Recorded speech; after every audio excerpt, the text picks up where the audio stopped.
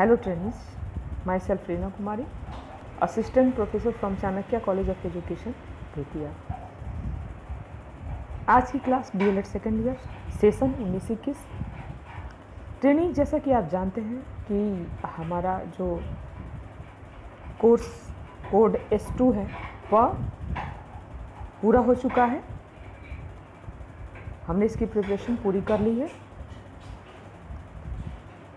लेकिन आज की जो क्लास है वो रिवीजन और क्लास के दौरान ही, जब हमारा क्लास चल रहा था कॉलेज में, फेस टू फेस जो हमारे क्लासेस चल रहे थे, तो उस दौरान मैंने आपको सभी इम्पॉर्टेंट टॉपिक नोट्स के माध्यम से और लेक्चर के माध्यम से ही आपको प्रोवाइड कराए थे, और उसको अच्छी प्रकार से हमने लेक्चर के द्वारा और नोट के द्वारा उस पर चर्चा की थी और उसका अध्ययन किया था।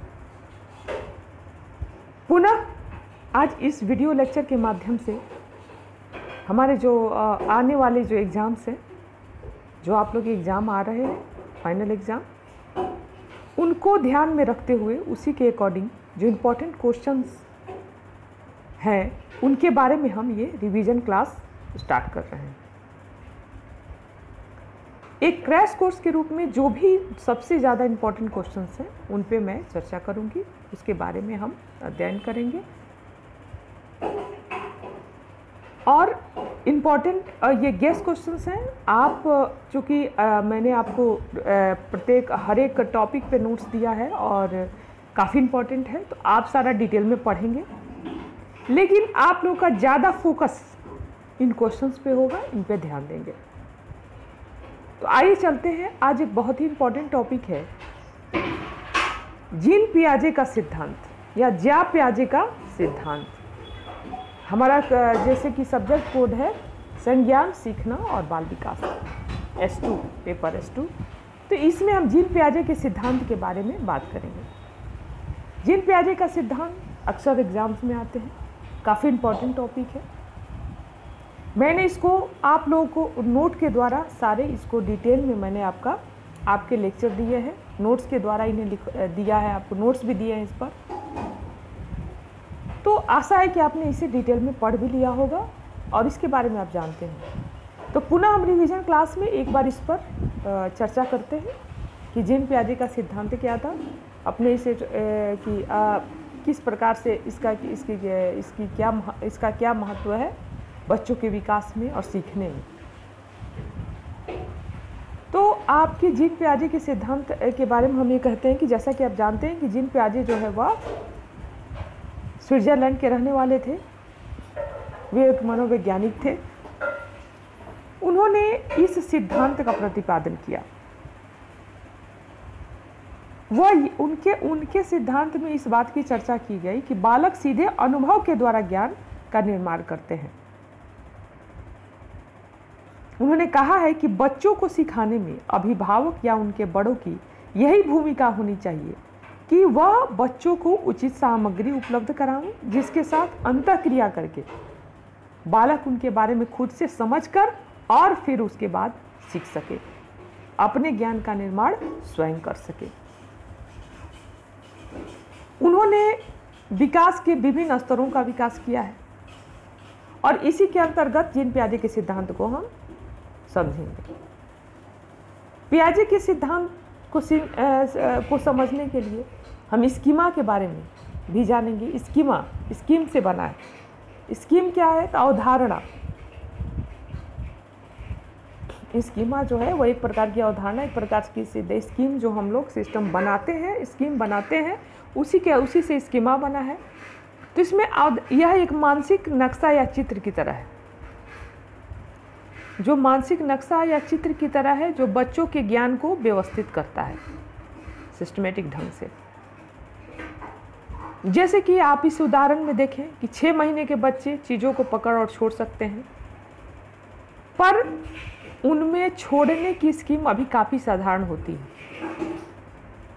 क्योंकि वह चीज़ों को छोड़ने के लिए केवल अपने हाथों को खोल देते हैं। लेकिन जब उनकी उम्र बढ़ती है तो इसी स्कीम को वह अनेक प्रकार से और भी उसका प्रयोग करने लगते हैं। वे अब चीज़ों को सिर्फ पकड़ और छोड़ नहीं सकते, उन चीज़ों को फेंक सकते हैं, उछाल सकते हैं। इसकी स्कीम को डेवलप्ड हो जाता है। स्कीमा जो वो उदाहरण है जो और ज़्यादा और भी चीज तरह से वो उस वस्तु से खेल सकते हैं या उनका प्रयोग कर सकते हैं।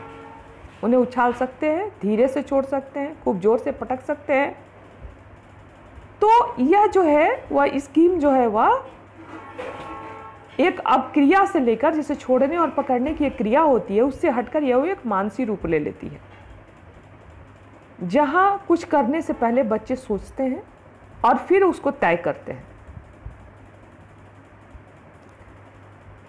इसी के आधार पर अनुभवों को समझना और उनका वर्गीकरण करना, फिर उन्हें आत्मसात करना। तो अलग अलग टॉपिक के माध्यम से ये चीज़ें हमने समझी हैं अपने नोट्स के माध्यम से। और इन्होंने किस प्रकार वर्गीकरण किया है सीखने के सिद्धांत की, क्या 4 अवस्थाएं हैं, मुख्यतः हम उस पर फोकस करते हैं। तो सीखने की 4 अवस्थाएं हैं, जैसे कि संवेदी क्रियात्मक अवस्था। संवेदी क्रियात्मक अवस्था जन्म से 2 वर्ष तक है ये। फिर आता है पूर्व संक्रियात्मक अवस्था, जो कि 2 से 7 वर्ष है।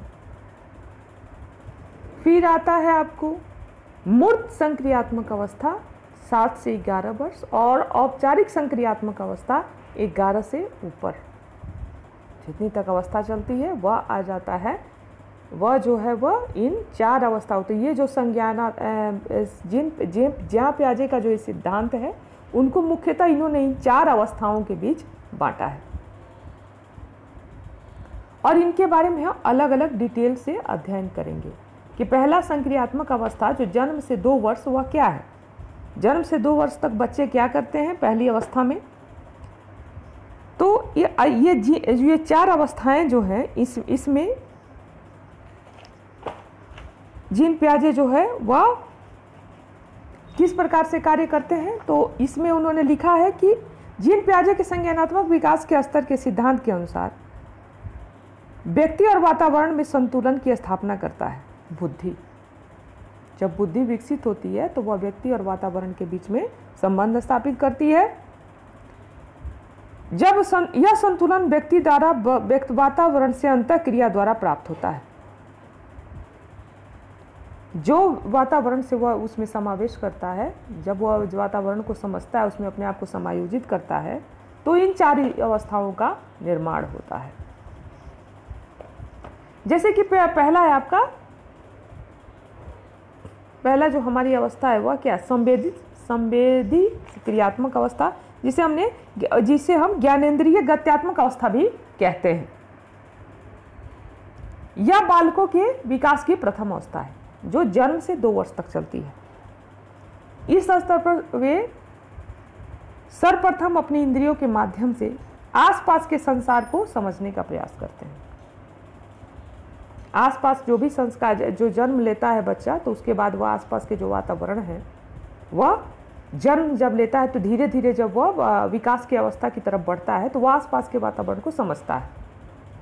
उनके द्वारा अपने इंद्रियों के द्वारा वह अनुभव प्राप्त करता है, क्योंकि जब वह जन्म लेता है तो वह खुद में और बाहरी दुनिया में कोई अंतर नहीं कर पाता है। 8 माह के आसपास बच्चा यह समझने लगता है कि उसके आसपास जो चीज़ें दिखाई दे रही हैं वह उससे भिन्न है। मतलब 8 महीने तक वह यही समझता है कि वह इन चीज़ों को समझ नहीं पाता है, अंतर नहीं कर पाता है खुद में और उस अपने आसपास के वातावरण में।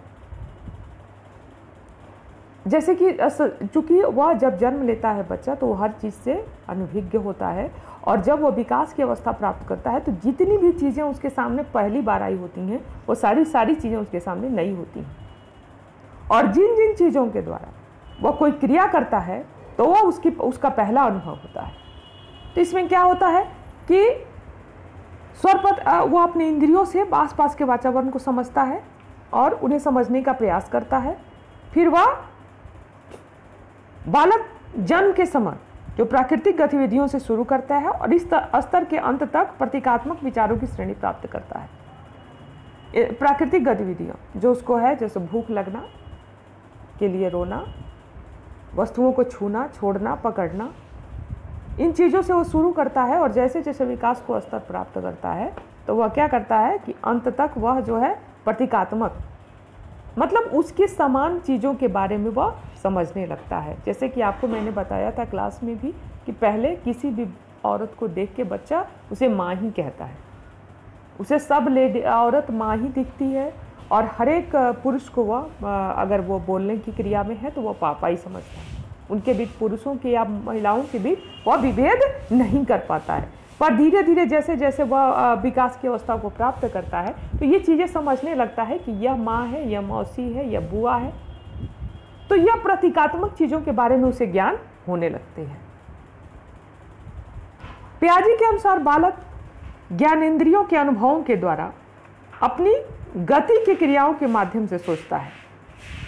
जैसे वह वस्तु को बार बार छू कर देखता है, फिर उसको सुनता है और सुनने के लिए सुनकर समझने की कोशिश करता है। बच्चा प्रत्येक चीज को मुंह के पास ले जाता है और उसे मुंह के द्वारा, स्वाद के द्वारा पहचानने का प्रयत्न करता है। उसके अनुसार उसे जो वह कोशिश कर, उसे हर एक वस्तु को वो जो चबाने की कोशिश करता है, उसके अनुसार ये गतिविधियां उसे संसार के बारे में सिखाती हैं और उसके प्रारंभिक संज्ञानात्मक विकास के लिए यह आवश्यक भी है, क्योंकि वही इंद्रियां ही साधन हैं जिनके द्वारा वह अपने आसपास के संसार को समझ सकता है। क्योंकि उसकी बुद्धि की प्रक्रिया बहुत कम होती है और उस समय वो इंद्रियां ही होती हैं जो मुझे ज्ञान कराती हैं कि उसके आसपास का वातावरण कैसा है। जैसे आप छोटे बच्चों में देखिएगा, जो जन्म से लेकर बच्चे, कोई भी बच्चा कोई भी वस्तु को सर्वप्रथम अपने मुंह के पास ले जाता है और उसे चबाने की कोशिश करता है। तो इस प्रकार जो है वह जन्म से लेकर 2 वर्ष तक ये चीज़ें उसके अंदर होती रहती हैं। जैसे एक जानवर का खिलौना वह देखता है और वह जो खेलना देखता है तो उसको देखकर वह विचलित हो जाता है, लेकिन जब वही बार बार उसके सामने देखने लगता है उन चीज़ों को, तो उससे क्या होता है, वह फैमिलियर हो जाता है। उस चीज़ को देख के वह उसे नहीं डरता और उसे बार बार छूने का प्रयत्न करता है, उसे समझने का प्रयत्न करता है। उसके बाद वह उस खिलौने के बारे में उसे याद हो जाता है, उसे ज्ञात हो जाता है कि वह खिलौना है। फिर वह खिलौना उसके सामने नहीं भी रहे, परंतु वह इस बात को समझता है कि वह खिलौना है, कहीं ना कहीं है वो, और उसका नाम लेंगे तो बच्चा उस चीज़ को पहचान जाएगा। तो ये जो प्रक्रिया है वह संज्ञानात्मक विकास का एक महत्वपूर्ण स्तर है। और इस अवस्था को भी, संवेगात्मक संक्रिया अवस्था को भी 4 भागों में बांटा गया है। 4 भागों में बांटा गया है, जैसे कि सहज क्रियाओं की अवस्था, मुख्य वृत्तीय अवस्था, गौण वृत्तीय अवस्था और गौण स्कीमेटा के समन्वय की अवस्था। यह मैंने आपको नोट्स में लिखवाया हुआ है। इन चीज़ों को यहाँ पे आपके बुक में डिटेल में दिया हुआ है, वही है। फिर उसके बाद तृतीय कई भागों में बांटा गया है, गौण स्कीमेटा के समन्वय की अवस्था। फिर उसके बाद है तृतीय वृत्तीय अनुक्रियाओं की अवस्था, मानसिक संयोग द्वारा नए साधनों की खोज करना। यह जो है आपका फर्स्ट टॉपिक इसमें है कि जो हम इसके बारे में जानेंगे कि सहज संवेदी क्रियात्मक अवस्था के ये पार्ट हो गए। तो ये पार्ट के माध्यम से अब मैंने आपको पूरा डिटेल नोट्स दिया हुआ है, आप उसको पढ़ेंगे पार्ट के माध्यम से, और हम इसमें आपके बुक में वही चीज़ें डिटेल में दी गई हैं। जैसे पियाजे ने इसे बौद्धिक क्रियाओं का पहला स्तर माना है, जो वो 1 से 8 माह की बच्ची का उदाहरण देते हैं जिसका नाम जैकलीन है। तो जैकलीन के दोनों हाथों में घास थी जब वह दरवाज़ा खोलने की कोशिश करती है। पहले वो दरवाज़ा खोलने के लिए उसकी चिटकिनी की तरफ अपना हाथ बढ़ाती है, लेकिन तुरंत ही वह महसूस करती है कि घास को ज़मीन पर रखे बगैर वह चिटकिनी नहीं खोल सकती है।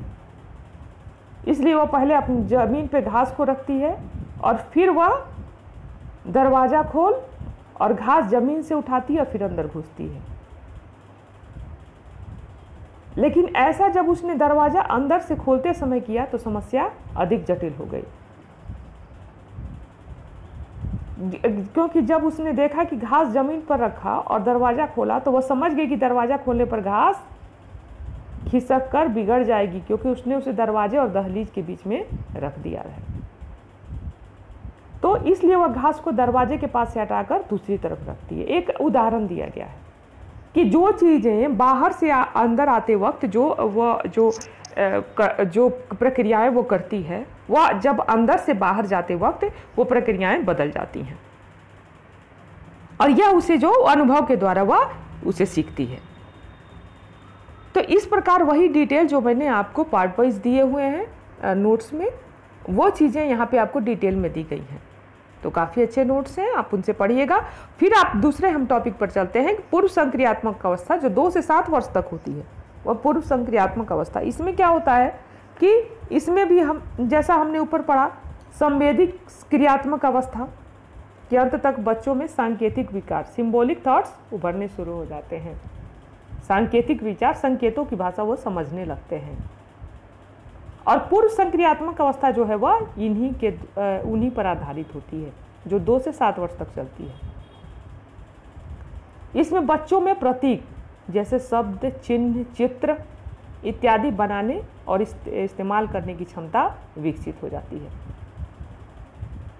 और यह जो है बच्चों की अगली अवस्था में मानसिक संक्रियाएं, चूँकि वो हमारा जो S2 पेपर है वो संज्ञान, सीखना और बाल विकास है, संज्ञान पर ही आधारित है, उसके बुद्धि के विकास के बारे में। तो यही चीज़ें हम बार बार इसमें जितने भी टॉपिक हैं सब इसी से प्रभावित हैं, इसी से इंक्लूडेड है।